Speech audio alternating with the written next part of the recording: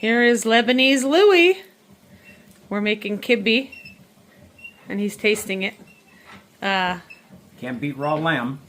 We lean a leg of lamb, and you have the most leanest portion that you can, and we need to use the small grinder for that small plate. So that's one portion. That's called kibbeh nei, and that's the part that you actually eat raw with this dish. Over here, I'm in charge of sauteing the onions and pine nuts and butter and probably olive oil. No butter. No butter. Okay, no butter. And, oh, they're getting too hot. So, that goes with the cooked portion of this lamb, which we call hashwe. So this has a little more fat in it. I lean it pretty good, so there's very little fat in it. She leans it too good. Too good. I lean it too good. Okay, skip over. This is pulped onion, ground super fine, and then over here we have cracked wheat, bulgur wheat, which is already wet, so it's soaking up the liquid. I know sometimes he uses the liquid from the onion. By the way, sweet onion. So I just added the hashwe portion of the leaned leg of lamb. And this is lamb from Costco. I wish it were our lamb that we have in North Dakota. That's from a local farm, but we like to wait until it comes on sale, $5 off a package.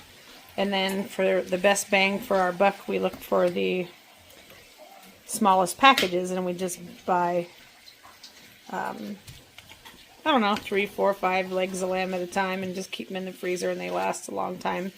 They're very well sealed. How's it coming over here? Good. Good?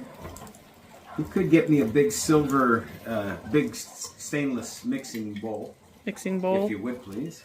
Alright. So here we're straining the liquid out of the water out of the smeed, the cracked wheat. What do you use, number 1 or number 2? Number 1. Number 1, very fine, cracked wheat. To use number 2, you'll have to grind it. If you use number 2, you'll have to grind it. Pretty sure, I don't remember my grandmother's, of course, but I think Jamali mixed it and then ground it all the second time. The smeed and the meat. So she made it moist, and then she ground it all together with the meat at the same time? Yep. Okay. So is this about a 50-50 ratio, meat to smeed, or? No, 1 to half. And how much onion? Lots. Lots. There's your official recipe amount. Yeah. Sweet onion. So here he's also straining. Oops. Here he's also straining the onions. Oh, Josephine would have had a fit. Josephine was his mother. Why, she kept the onion juice? No, are you kidding? No, she hated the onion juice. She hated when I did it in the Cuisinart. So sometimes he puts the You had to do onion juice from the pulped onion in the cracked wheat. You had to do it by hand for her. It's onion overload. The house will smell like onions for days, and so will my hair and clothes. After you cook it a little bit. Okay, so this is kibbeh seasoning. From Hashem's in Detroit. From Hashem's in Detroit. And I know I'm not getting nearly as much in, so I'll have to take a break and put the phone down. And some cinnamon. Good. Okay, so the onion juice is extracted. We have the very lean nei portion of the lamb here with the pulped onion and smeed about to be mixed up with, let me see if I get it right, salt, mint, parsley, no parsley, yeah? Yeah, no parsley. No mint. parsley, salt, mint, pepper, cinnamon, more cinnamon. Yeah. Okay, one of these years I'll get it right. Homegrown spearmint, that's what's going in there, 2020. COVID mint. Okay, we also added some of the Hashem's kibbeh seasoning.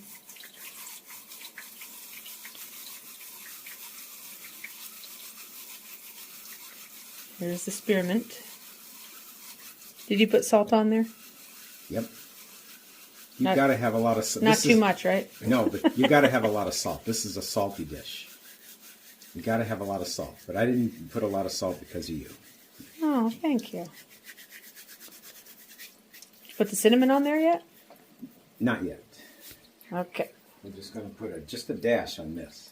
Yeah, not a lot. Nope. Oh, that's the big dashes. Yeah, let's just put a little more Hashems on Oh, a little more Hashems. Okay. I like it hot. There we go. Good, good. Okay, so here are the spices, the onion, the wheat, and the lamb. Getting all pepper, salt.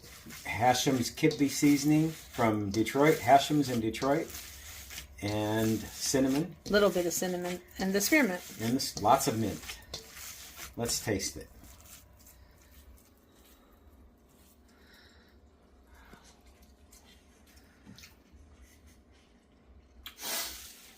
Pretty good? Yep. Pretty good. That gets a just like Mom's. fair hat stamp of approval. Yep. Okay. We are plating the kibbeh, and you make a big mound of the raw part in the middle.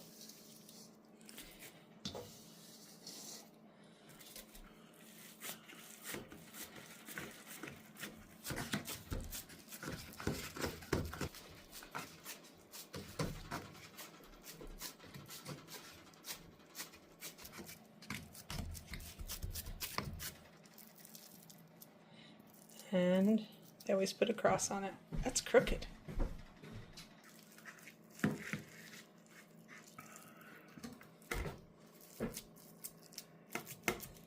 Boring.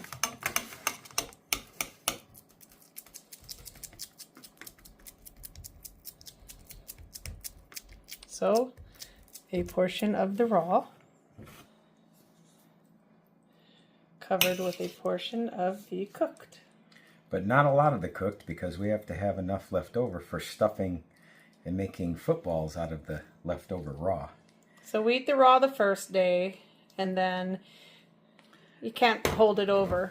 So then you make kind of a stuffed meatball, but we make it in the shape of a football, and you stuff the cooked part inside the raw part, and then you bake them.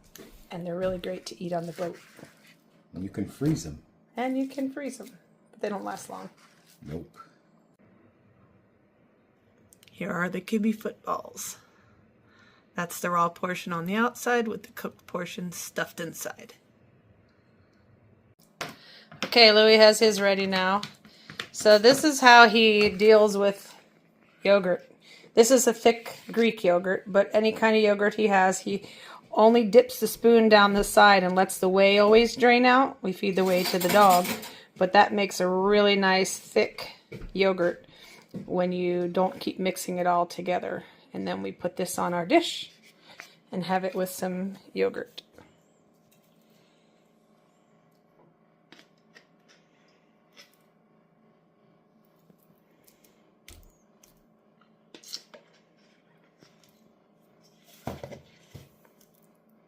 How do you say bon appetit in Lebanese?